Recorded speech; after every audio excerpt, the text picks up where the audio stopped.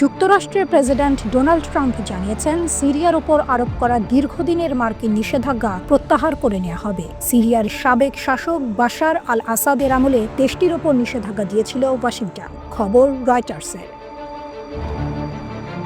মঙ্গলবার 13 মে সৌদির রাজধানী রিয়াদে যুক্তরাষ্ট্র সৌদি বিনিয়োগ সম্মেলনে তিনি এই ঘোষণা দেন। ট্রাম্প বলেন, আমি আনন্দের সঙ্গে ঘোষণা দিচ্ছি, এই সপ্তাহের শেষে মার্কিন পররাষ্ট্রমন্ত্রী মার্কো রুবিও তুরস্ক সিরিয়ার নতুন সরকারের পররাষ্ট্রমন্ত্রীর সঙ্গে বৈঠক করবেন। এবং খুব গুরুত্বপূর্ণ হলো, ক্রাউন প্রিন্সের সঙ্গে সিরিয়ার পরিস্থিতি নিয়ে আলোচনার পর এবং তুরস্কের প্রেসিডেন্ট এরদোয়ানের সঙ্গে সোমবার কথা বলার সময় তিনি আমাকে একই কথা বলেছেন। আমার মধ্যপ্রাচ্যের প্রতি অনেক শ্রদ্ধা রয়েছে। আমি সিরিয়ার ওপর নিষেধাজ্ঞা প্রত্যাহারের নির্দেশ দেব, যেন তারা উন্নতি করতে পারে। তিনি বলেন, নিষেধাজ্ঞাগুলো ছিল নির্মম। যদিও বাশার আল আসাদের সময় এগুলো খুবই গুরুত্বপূর্ণ ভূমিকা রেখেছে, কিন্তু এখন সিরীয়দের উন্নতি করার সময়। আমি তাদের বলবো, গুড লাক সিরিয়া। সৌদি আরব যা করেছে তাদের মতো আপনারাও এমন বিশেষ কিছু করে দেখান। একসঙ্গে আমরা অসাধারণ অনেক কিছু করেছি, কিন্তু আমরা এখন উজ্জ্বল নতুন দিনের ভরে আছি, যা মধ্যপ্রাচ্যের অসাধারণ মানুষের জন্য অপেক্ষা করছে।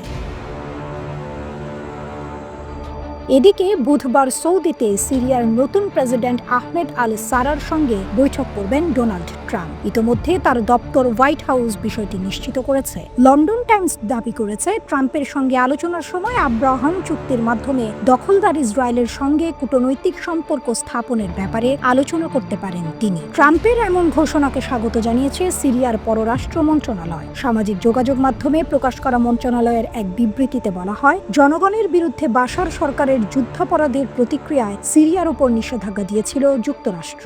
এখন প্রেসিডেন্ট ডোনাল্ড ট্রাম্পের নিষেধাজ্ঞা তুলে নেওয়ার মন্তব্যকে স্বাগত জানায় সিরিয়া।